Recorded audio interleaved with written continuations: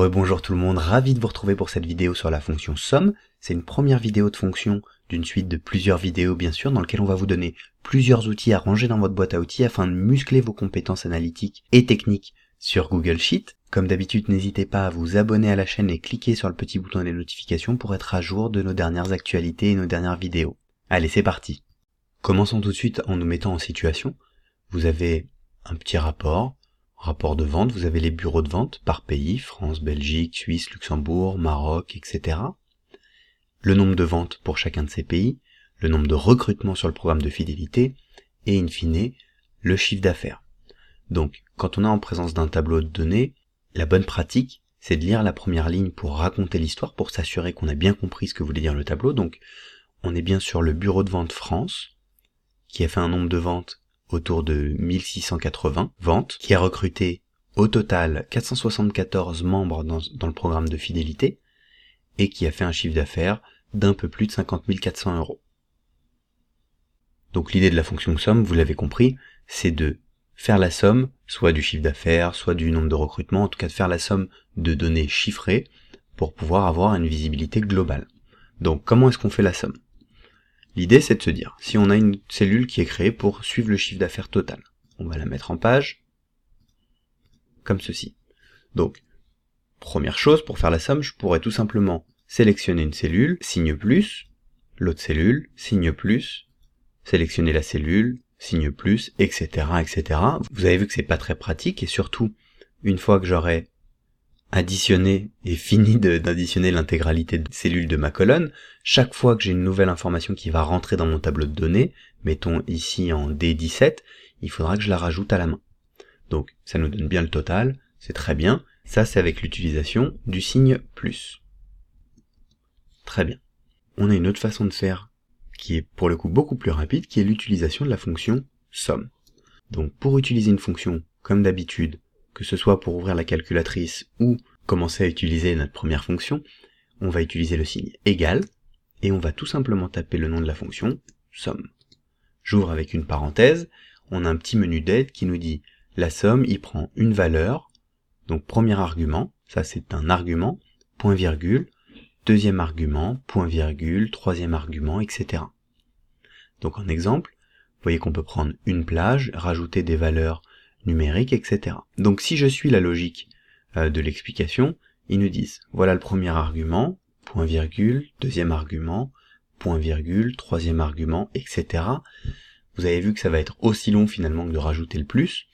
Donc la fonction somme, elle est assez intéressante parce que je peux tout simplement lui donner en argument une plage de cellules en la sélectionnant comme ceci. Donc l'argument dit tout simplement, fais la somme des chiffres ou des nombres qui sont entre les cellules D17 et D16. Je ferme la parenthèse, j'appuie sur Entrée, et vous avez vu que de manière beaucoup plus simple, j'ai ma somme qui s'affiche. Maintenant, on va avoir le même problème dès lors que j'ai un nouveau bureau de vente qui ouvre ou des nouvelles données dans mon tableau. Par exemple, vous voyez que alors là, ça a monté parce que j'avais déjà mis ma colonne des 17, donc ça vient de s'additionner des 45 000, mais vous voyez que cette façon de procéder, d'avoir une plage prédéfinie et bornée parce qu'elle commence à D7 et elle s'arrête à D16, ça ne me permet pas de prendre la suite des arguments. Pour ceci, je vais vous donner une petite astuce, qui marche d'ailleurs pour beaucoup de fonctions. On va utiliser la référence de notre plage de manière différente. Pour ceci, on va faire égal, somme, et plutôt que de sélectionner D7 à D17, on va lui dire, sélectionne à partir de D7 tout ce qui va venir dans la colonne. Peu importe ce qui vient dans la colonne, je veux que tu continues à m'additionner au fur et à mesure que j'aurai des données qui s'y ajouteront.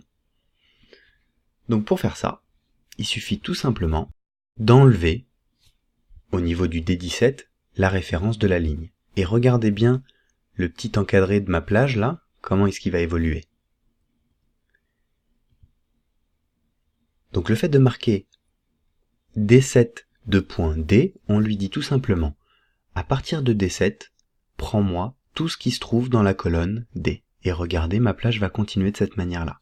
Je vais fermer ma parenthèse, comme ceci.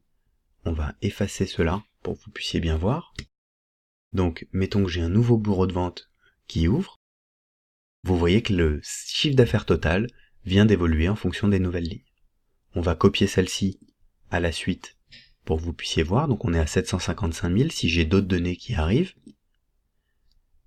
Vous voyez que la fonction somme utilisée avec ce type de référence sur une plage de données vous permet tout simplement, en quelque sorte, d'automatiser ou en tout cas de vous assurer que toutes les nouvelles données qui viendront s'ajouter à votre tableau puissent être prises en compte par la fonction somme. Dernière petite chose, vous pouvez également, si vous le souhaitez, en plus d'une plage de données, rajouter des données vous-même à la main. C'est pas forcément quelque chose qu'on recommande, mais mettons 50 000 € dans le chiffre d'affaires France, pour quelque raison que ce soit, les données n'ont pas été mises à jour, il y a eu un problème dans la remontée d'informations. Vous pouvez tout simplement rajouter cette information directement dans la somme, point virgule, et vous rajoutez un autre argument, directement à l'intérieur de la fonction, vous écrivez 50 000.